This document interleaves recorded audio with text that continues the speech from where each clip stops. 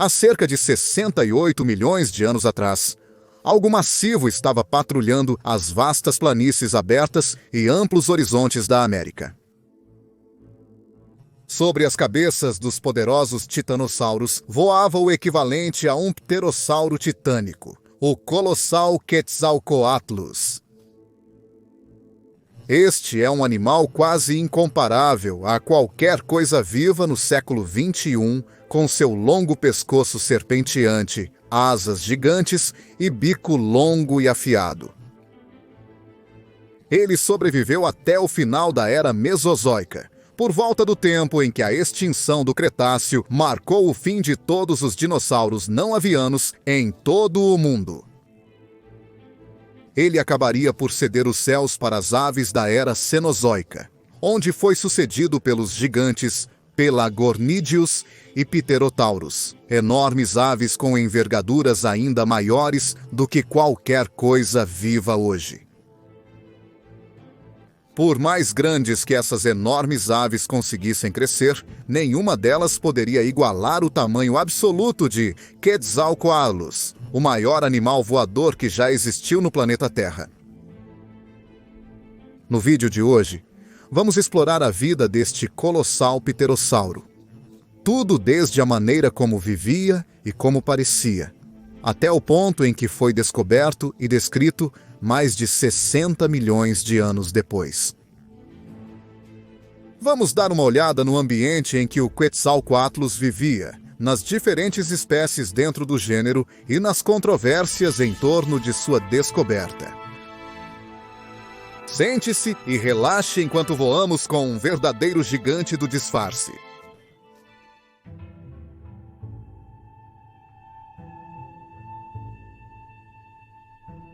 Em direção ao período Cretáceo, os pterossauros viram sua oportunidade evolutiva de florescer em muitas formas novas e estranhas, diferente de tudo o que o mundo já viu. Pequenos pterossauros, semelhantes a morcegos, esvoaçavam pelas florestas à noite. Pterossauros filtradores peneiravam invertebrados de lodaçais e margens de lagos. Gigantes oceânicos pegavam peixes das ondas enquanto voavam, alguns dos quais eram os orgulhosos proprietários das cristas de exibição mais elaboradas, usadas para sinalizar e atrair outros da mesma espécie. Alguns pterossauros, no entanto, foram além em termos de tamanho. Os asdarchides. Entre os asdarchides havia pterossauros grandes e pequenos. Mas alguns gêneros dentro da família foram as maiores criaturas voadoras que já voaram pelos céus. O mais famoso desses, e o assunto do vídeo de hoje, foi Quetzalcoatlus, o maior dos pterossauros. Agora vamos entrar nos detalhes sobre a diversidade entre as espécies conhecidas de Quetzalcoatlus em breve. Mas uma coisa importante a notar é o tamanho imenso do Quetzalcoatlus northropi. Este colosso aéreo poderia atingir mais de 8 metros da ponta do bico até as garras quando esticado no céu, com uma envergadura total de impressionantes 11 metros em média. Estimativas iniciais colocavam a envergadura do animal entre 15 e 21 metros de largura. Mas mesmo com a média atual, ainda é o maior animal voador que já voou pelos céus. Quetzalcoatlus northropi será o foco principal do vídeo de hoje, mas também exploraremos todo o gênero em detalhes. Mas como seria a aparência de tal criatura? As espécies de Quetzalcoatlus eram alguns dos animais mais estranhos do Mesozoico, como muitas outras espécies de Asdarquid. Esses pterossauros são como nada que o mundo já viu. Reconstruções modernas em paleoarte capturaram esses répteis em uma ampla gama de poses, posturas e formas. Mas nenhum deles é particularmente reconhecível, em comparação com o que o público em geral pensaria como um pterossauro. Quando retratado no chão, Quetzalcoatlus era particularmente não pterossauro. Andando em todas as 4 patas, com as asas dobradas e estendidas à sua frente, ele teria mantido seu corpo ereto como um pássaro moderno. As pernas longas e finas teriam se estendido atrás dele, que eram usadas principalmente para equilíbrio. A maior parte da musculatura do animal podia ser encontrada nos membros anteriores, que eram usados para impulsionar o animal para a frente no chão. O pescoço incrivelmente longo geralmente era mantido erguido, bem acima das criaturas do chão. Na verdade, quando o pterossauro ficava em sua altura total, com o pescoço erguido, teria aproximadamente o mesmo tamanho de uma girafa moderna. No topo do pescoço havia um crânio incrivelmente grande, com um bico longo e afiado. Isso teria dado a ele uma semelhança superficial com uma cegonha moderna, como a cegonha marabu da África, cujo bico era muito semelhante como resultado da evolução convergente. Os paleontólogos sabem com certeza que as espécies de Quetzalcoatlus possuíam algum tipo de crista, mas a estrutura exata disso não é atualmente conhecida. Muitas representações modernas de Quetzalcoatlus mostram o animal com uma estrutura de crista geralmente curta e arredondada na parte de trás do crânio, mas talvez futuras escavações e descobertas eventualmente esclareçam isso. Em voo, o animal teria sido muito diferente. À medida que o pterossauro alçava voo, usando seus membros massivos para se impulsionar do chão, ele teria começado a estender inicialmente seus braços, revelando sua incrível envergadura. Bater essas asas massivas teria ajudado a ganhar altura inicial no ar antes de se nivelar e planar nas correntes de ar como um abutre. Quando no ar, o corpo teria sido mantido horizontalmente, com o pescoço esticado bem à frente dele. Os membros traseiros finos teriam ficado atrás do animal com uma fina extensão de pele, criando uma estrutura semelhante a uma mini asa em direção à cauda para permitir ao animal um controle extra no ar. Deve ter sido uma visão deslumbrante quando estava no ar. A maioria das aves, quando migram, voam a uma altura entre 200 e 1.500 metros. Geralmente ainda podemos ver esses animais muito visivelmente, dependendo da espécie e da altura. E todas as aves vivas hoje são excepcionalmente menores do que a média do Quetzalcoatlus nortorobi. Imagine então como deve ter sido ver algo tão grande quanto este pterossauro gigante, planando pelas nuvens bem acima das árvores, com uma envergadura de 11 metros, bloqueando o sol, carregando um animal tão alto quanto uma girafa moderna. O grau de variação nas diferenças de tamanho entre as criaturas do Mesozoico é verdadeiramente impressionante.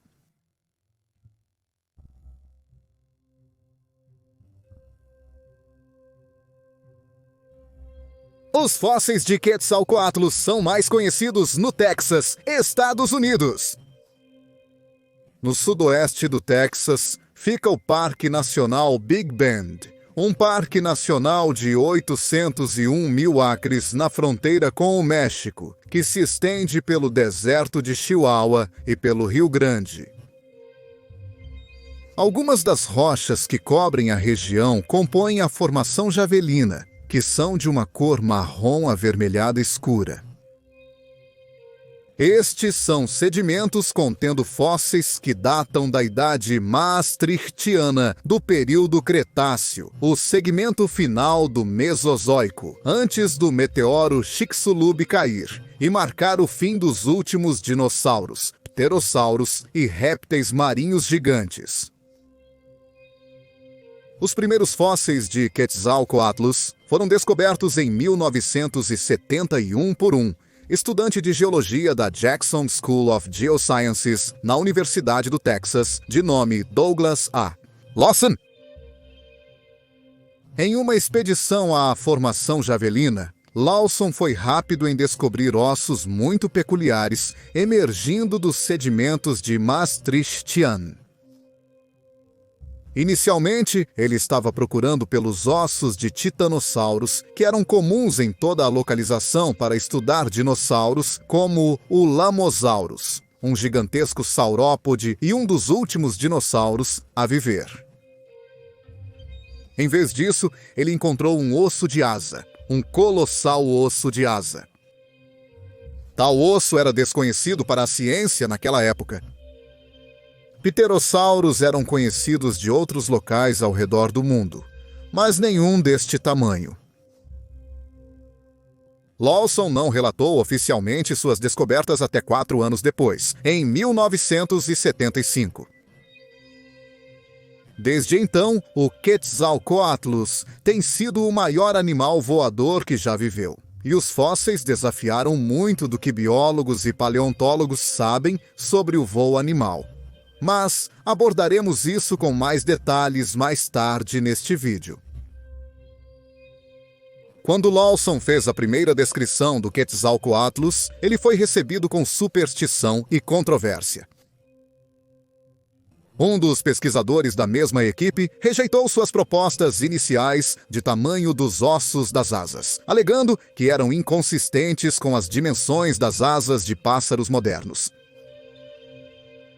Lawson então observou que o Quetzalcoatlus foi estudado com base em pterossauros existentes de menor tamanho, o que é praticamente irrefutável no que diz respeito à paleontologia moderna.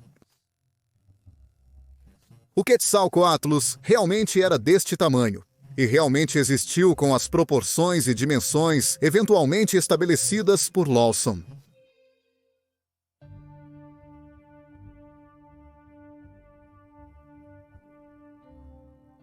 No momento em que este vídeo foi feito, existem 2 espécies de Quetzalcoatlus.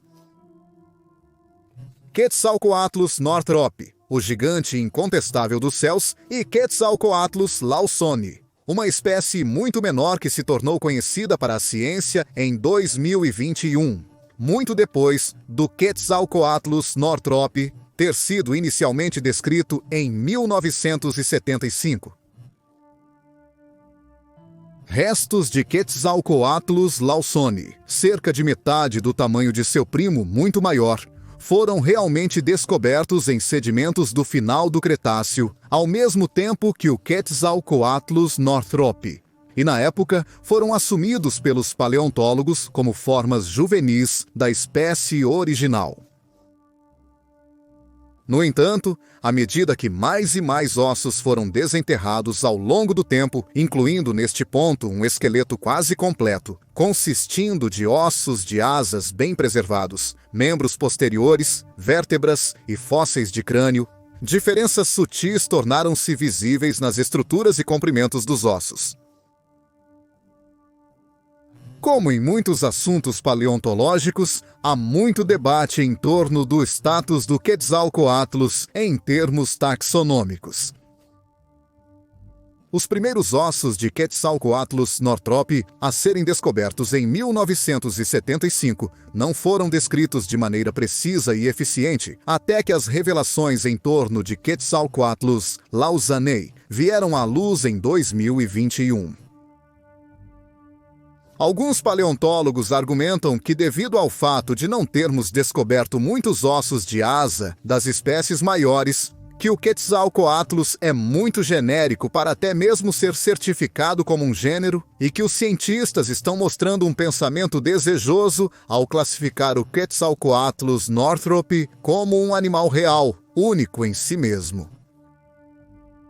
Existem argumentos de que, como não conhecemos bem os ossos das asas do Quetzalcoatlus, os ossos que temos poderiam ser de um gênero de pterossauro já conhecido pela ciência, que pode ter migrado de continente da Europa ou África, como as aves modernas fazem.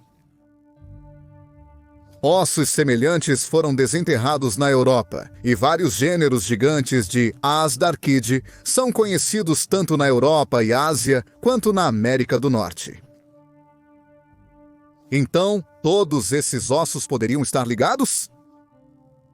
Algumas visões até levam ao ponto em que animais como o Hatzegopteryx, um gigante asdarquide, conhecido do que era uma vez a ilha Hatag, no que é agora a Romênia, são vistos como espécies migratórias europeias do Quetzalcoatlus, ou vice-versa.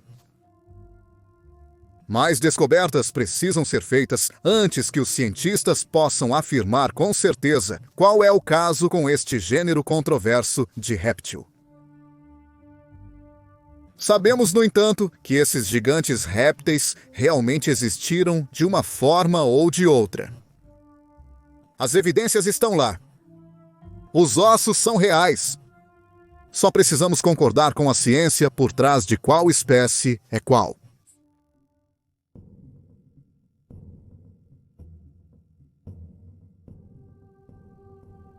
Quetzalcoatlus não soa como um nome particularmente familiar entre os répteis pré-históricos. Muitos pterossauros terminam seus nomes com o sufixo dom ou rincus, e o animal não é particularmente parecido com um quetzal de forma alguma. Então, como os cientistas chegaram a esse nome peculiar? Acontece que este gigante réptil voador tem um homônimo bastante notável, um deus. Na religião azteca, Quetzalcoatl era um dos principais deuses. Ele estava relacionado ao vento, ao sol, aos comerciantes, às artes e ofícios, e à educação.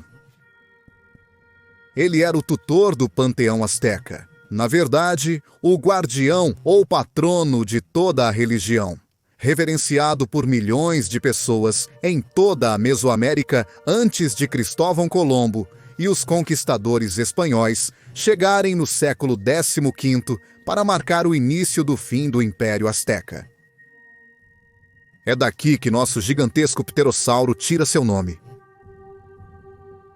Quetzalcoatl assumiu muitas formas, algumas das quais incluem corvos, araras, macacos, patos e elementos como o vento, bem como o próprio Quetzal. A mais famosa de todas as suas formas, no entanto, é uma poderosa serpente emplumada. Uma enorme cobra com escamas verdes e amarelas brilhantes, grandes asas e uma brilhante juba de penas. Esta forma de Quetzalcoatl, especificamente o tamanho imenso e as conotações gerais associadas a ser um deus, combinadas com a descoberta do Quetzalcoatlus em proximidade ao México, é de fato como este gigante deus é nomeado. Os nomes desta espécie, por outro lado, Northrop e Lawson, homenageiam pessoas. Douglas A. Lawson, descobridor do gênero, e John Knudsen Northrop, o fundador da Northrop Corporation, que ajudou a liderar o caminho em designs de aeronaves grandes e sem cauda, que coincidentemente se assemelham ao gigante pterossauro.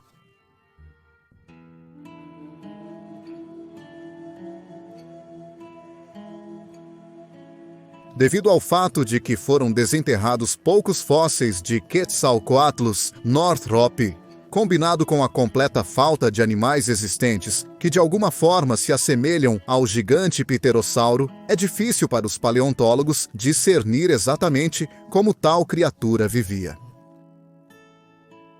O comportamento é muito difícil de determinar apenas a partir de fósseis, pois raramente há alguma evidência para isso. Então, os cientistas tiveram que inferir possíveis comportamentos apenas a partir dos ossos, baseados em seu tamanho, forma e estrutura. O comportamento também pode ser inferido comparando os ossos com animais vivos que ocupam nichos ecológicos semelhantes. Neste caso, carnívoros aéreos de bico longo, como as cegonhas. Os fósseis de Quetzalcoatlus foram descobertos a uma grande distância da costa, aproximadamente 250 milhas de distância do mar mais próximo, na verdade. Além disso, a formação javelina não está associada a rios ou lagos. Não havia grandes corpos de água ao redor da área onde os espécimes conhecidos de Quetzalcoatlus morreram. Essa foi evidência suficiente para Lawson determinar que o gigantesco pterossauro não era piscívoro. Ele não estava caçando peixes como o Pteranodon ou deslizando sobre as ondas como o Nyctosaurus, dois pterossauros contemporâneos de outras partes da América do Norte no Cretáceo. Ao contrário, Lawson inicialmente sugeriu que o Quetzalcoatlus era um necrófago, muito parecido com um abutre moderno, descendo do ar sobre as carcaças de grandes animais, mortos por predadores de topo, como os dinossauros terópodes. Como tal, Lawson sugeriu que uma principal fonte de alimento para o Azdarchid eram os colossais cadáveres de alamosaurus mortos, um enorme titanossauro nativo da formação Javelina do mesmo período que o Quetzalcoatlus. Isso ainda está em debate, no entanto. Outras propostas foram apresentadas em 1996 por Thomas Lehman e Juan Langston Jr., da Universidade Texas Tech, que sugeriram que Quetzalcoatlus não era um necrófago, mas, na verdade, era realmente um esquimador de ondas. Eles apontaram que a mandíbula inferior do pterossauro estava curvada para baixo até o ponto onde havia uma lacuna de 5 centímetros entre as duas mandíbulas quando a boca estava totalmente fechada. Isso é comparável aos esquimmers modernos, aves marinhas americanas que são conhecidas por pegar peixes em pleno voo quando estão sobre as ondas, fechando rapidamente sua longa mandíbula inferior quando sentem um peixe na superfície. Isso, por sua vez, foi contestado novamente em 2007, quando estudos subsequentes mostraram que o pterossauro era grande demais para que essa fosse uma maneira energeticamente eficiente de se alimentar. A teoria mais atualizada sobre os hábitos alimentares do Quetzalcoatlus vem dos paleontólogos contemporâneos Mark Witten e Darren Naish, que reconhecem novamente que os restos do gigantesco pterossauro foram localizados longe do mar. Um pterossauro oceânico não teria razão para aparecer tão longe no interior, a menos que estivesse se alimentando de uma variedade de diferentes fontes de alimento, como as gaivotas modernas fazem, por exemplo. Eles também notaram que as mandíbulas do Quetzalcoatlus, de forma alguma, são proporcionais às dos 30 réis modernos, e que o bico, a cabeça e o pescoço do pterossauro estariam mal equipados para lidar com as pressões da alimentação por filtragem. Depois, apresentaram a explicação mais plausível para os hábitos alimentares do Quetzalcoatlus, que este gigante pterossauro era um caçador ativo. Teoricamente, nenhum vertebrado de pequeno a médio porte estava seguro quando se tratava de um Quetzalcoatlus caçando. Capazes de vasculhar a terra de cima, em voo, para localizar suas refeições. Eles então poderiam voar para baixo e perseguir sua presa. Isso incluía tudo, desde bebês saurópodes até pequenos répteis e anfíbios. Quando no chão, eles seriam capazes de alcançar rapidamente seu alvo devido ao seu corpo único, adaptado para correr pelo chão. Então, quando alcançavam sua presa, eles erguiam seus longos pescoços semelhantes aos de uma girafa sobre o tetrapode infeliz abaixo, capturando-o em suas mandíbulas colossais.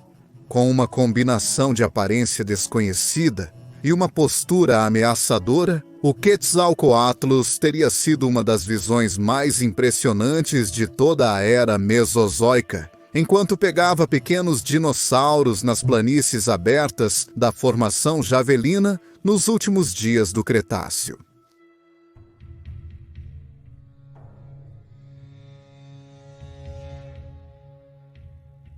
Agora, se você olhasse para o céu em qualquer dia do século XX, certamente não veria nada tão grande quanto o Quetzalcoatlus Northrop, planando entre as nuvens. O maior animal voador vivo hoje é o albatroz errante, uma enorme ave marinha nativa dos oceanos e ilhas em todo o hemisfério sul. Ele possui uma impressionante envergadura de 3,5 metros de ponta a ponta, enorme pelos padrões modernos de aves. Agora, por maior que seja o albatroz errante, sua envergadura é pouco mais de 1/4 da de Quetzalcoatlus northrop. Então, como um animal tão grande poderia se levantar do chão?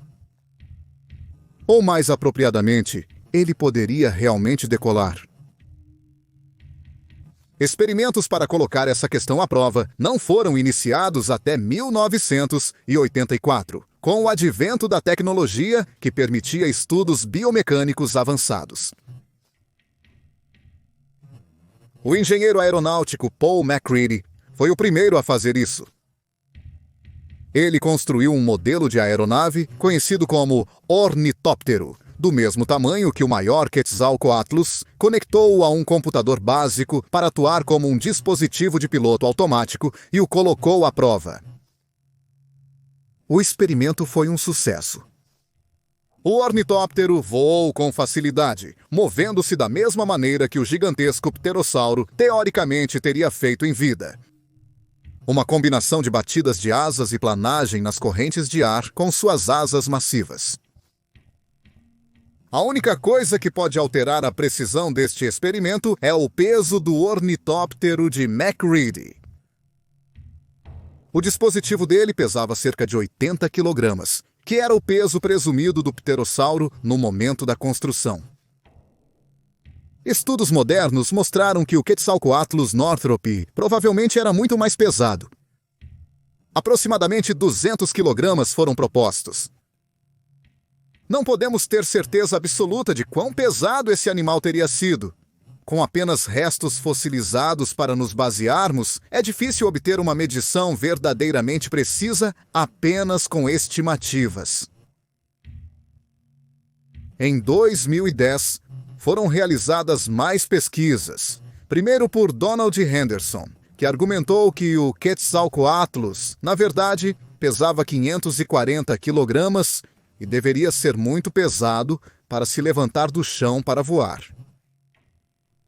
Em vez disso, este pterossauro teria vivido um estilo de vida baseado no solo, usando seus membros poderosos para perseguir presas e sua altura superior para localizá-las. Mike Habib e Mark Witten continuaram isso mais tarde no mesmo ano. Eles usaram seus próprios cálculos sobre o peso do animal, misturados com o tamanho de suas asas e a aerodinâmica, combinados com modelagem de computador avançada e muito mais moderna, para concluir que o Quetzalcoatlus poderia de fato voar. Seus estudos mostram que o gigante pterossauro provavelmente poderia voar por cerca de 10 dias seguidos, a velocidades de até 130 km por hora, a alturas de cerca de 4.500 metros no céu. Witten e Habib argumentaram que Henderson estava usando estimativas e modelos desatualizados em sua pesquisa, e por sua vez, conduziram seus próprios estudos para estimar se este gigante dos céus era realmente isso. Além disso, eles concluíram que o Quetzalcoatlus teria feito muito esforço para decolar, batendo rapidamente suas asas para ganhar altitude, para então planar nas correntes de ar como as aves de rapina modernas. Embora estudos subsequentes, como o de Kevin Padian em 2021, apoiem essa visão de que o Quetzalcoatlus era um voador poderoso, a posição científica atual, a partir de 2022, é que grandes asdarcídeos como o Quetzalcoatlus só teriam voado quando realmente precisassem. Para que um grande animal voe tão habilmente quanto teria sido escrito na proposta inicial de Habib em 2010, uma grande quantidade de energia precisaria ser gasta. Além disso, eles nem mesmo eram capazes de planar. Eles eram pesados demais. Em vez disso, eles teriam viajado em rajadas curtas de voo de vez em quando. Talvez eles empregassem essa técnica ao tentar escapar de um grande dinossauro terópode predatório ou para rapidamente diminuir a distância de uma presa em fuga rápida.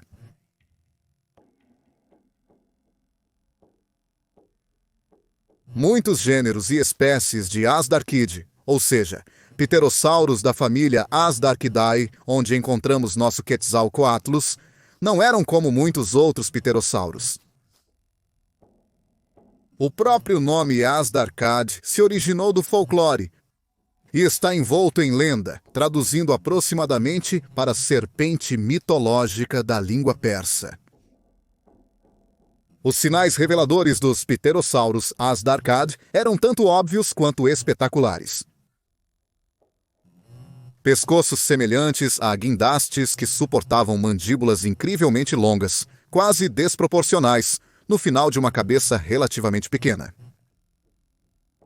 As cristas geralmente eram ausentes ou pequenas, mas algumas espécies tinham proeminências cranianas notáveis que teriam sido usadas para fins de exibição em vida. Muitos Asdarquides eram muito grandes em tamanho, e suas asas eram algumas das ferramentas biológicas mais espetaculares que já evoluíram, muitas das quais teriam ofuscado as asas das espécies de pássaros modernos. Muitos Asdarquides eram tão bem adaptados para uma vida no chão quanto para uma vida no ar, talvez até mais para o primeiro.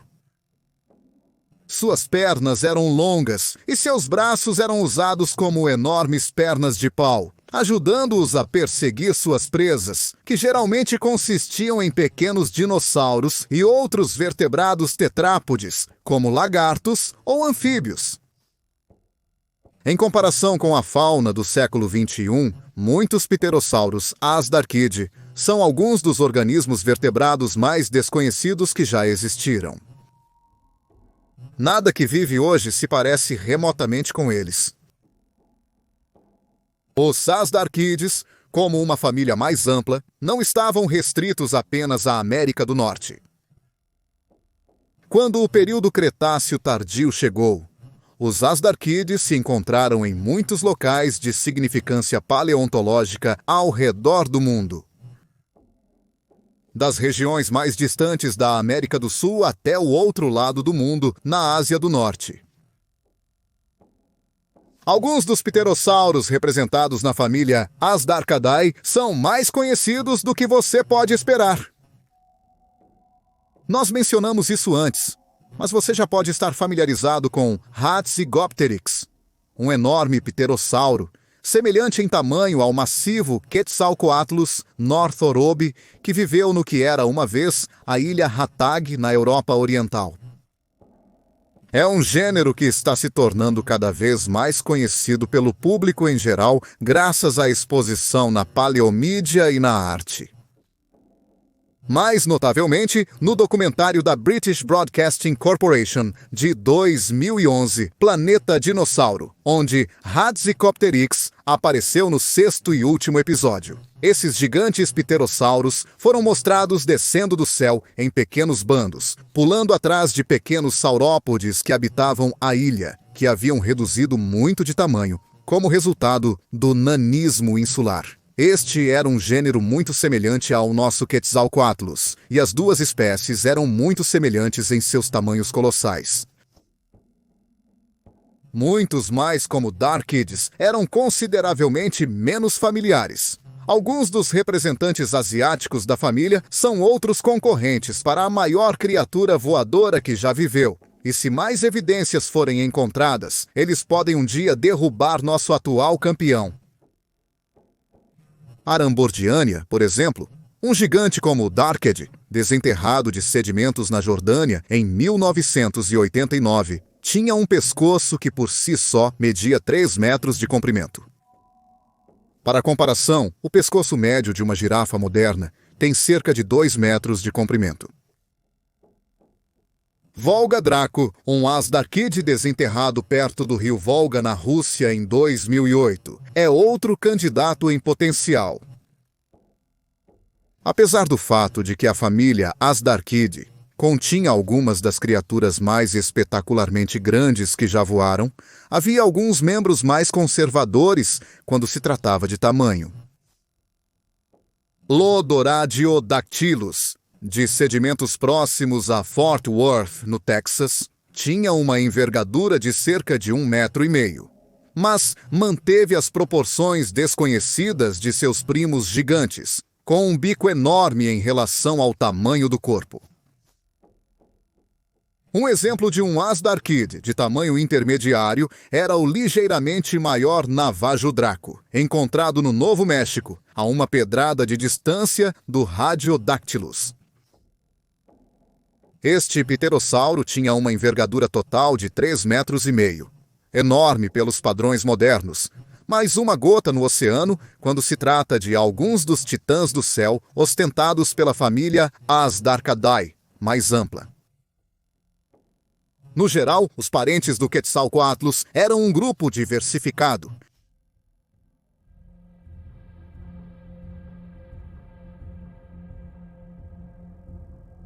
Mais cedo neste vídeo, mencionamos que os ossos de Quetzalcoatlus foram descobertos na Formação Javelina, em sedimentos dentro do Parque Nacional Big Bend.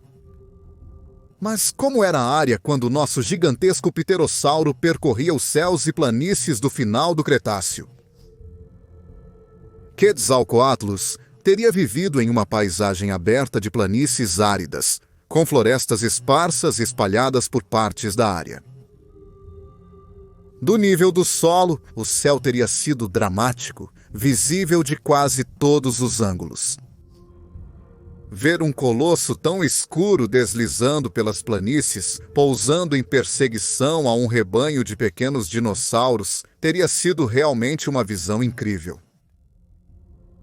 Em termos da fauna de vertebrados da Formação Javelina, as planícies abertas deram origem a enormes rebanhos do maior dinossauro já descoberto na América do Norte, o Saltosaurid titanosaur, de 30 metros de comprimento, um Lamosaurus, o parente norte do colossal Argentinosaurus, outro gigante icônico do Mesozoico que já cobrimos anteriormente neste canal.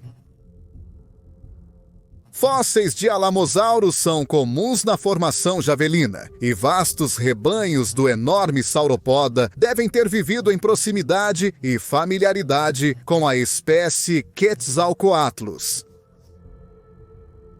Com bastante espaço para crescer e evoluir, muitos gêneros de dinossauros nas planícies de Javelina foram capazes de crescer massivamente a partir das abundantes fontes de alimento.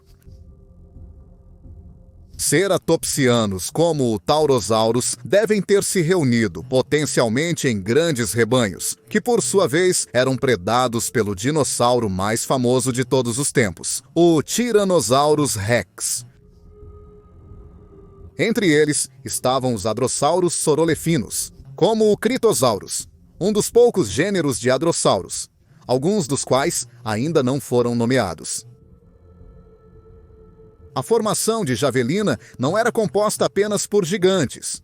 No entanto, pequenos terópodes, como Sorornitholestes e Trudon, percorriam a Terra em busca de vertebrados menores, lagartos, peixes e talvez o ocasional mamífero primitivo.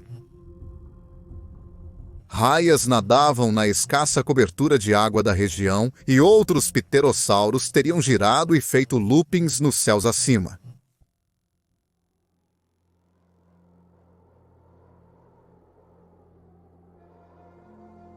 O nome Quetzalcoatlus tem sido sempre presente ao longo do tempo que o enorme réptil aéreo é conhecido pela ciência, e não apenas pelos cientistas que o nomearam e descobriram. O enorme tamanho e a forma bizarra do Quetzalcoatlus fizeram com que ele aparecesse frequentemente na mídia paleo ao longo dos anos, desde livros até programas de televisão, brinquedos e até filmes. Não é incomum ler sobre o asdarquide em livros sobre dinossauros e vida pré-histórica, citando-o como o réptil voador do tamanho de um avião. É quase bom demais para ser verdade. A ideia de um réptil gigante, semelhante a um dragão deslizando pelos céus do Encretáceo, atraiu o interesse de um grande número de pessoas, e com muito bons motivos para isso. O Quetzalcoatlus foi realmente apresentado em um filme popular muito recentemente, e, surpreendentemente, a representação não foi tão ruim. Jurassic World Dominion, o lançamento mais recente da franquia de sequências de Jurassic World, apresentou um pequeno clipe do Quetzalcoatlus, pousando e se agrupando em um lago ao pôr do sol. Os pterossauros são mostrados praticamente anatomicamente corretos, com uma cobertura completa de penas e o clássico pescoço longo e mandíbulas. A única coisa que podemos destacar aqui é o tamanho geral. Os pterossauros no filme eram muito maiores do que os reais, embora os reais, por si só, fossem, sem dúvida, tão espetaculares quanto os animais retratados em Jurassic World Dominion. Posteriormente, Quetzalcoatlus desempenhou um papel maior no jogo de vídeo acompanhante desenvolvido pela Frontier Developments. Jurassic World Evolution 2, onde os jogadores poderiam adicionar um Quetzalcoatlus Northrop hiperrealista aos seus parques temáticos pré-históricos. Até hoje, Quetzalcoatlus talvez seja o pterossauro mais famoso, depois do onipresente Pteranodon, e com muito bom motivo. Um animal tão impressionante exige atenção.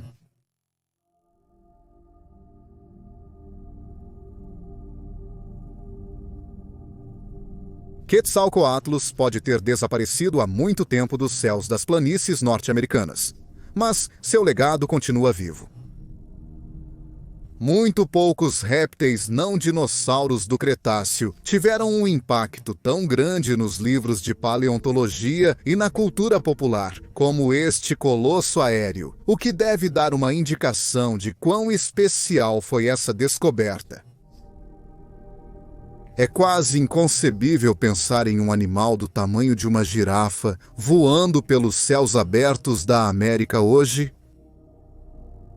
O maior animal voador da América no século XXI é o condor da Califórnia, cuja envergadura se estende por pouco menos de 3 metros de ponta a ponta, grande para um pássaro, e que está aparecendo cada vez menos nos céus americanos à medida que sente os efeitos dos humanos modernos. Tudo que o Quetzalcoatlus deixou para trás em um sentido físico são seus incríveis fósseis, que podem ser vistos hoje no Museu Memorial do Texas e no Museu de História Natural do Arizona. Até hoje, eles permanecem como alguns dos fósseis mais impressionantes de toda a história natural.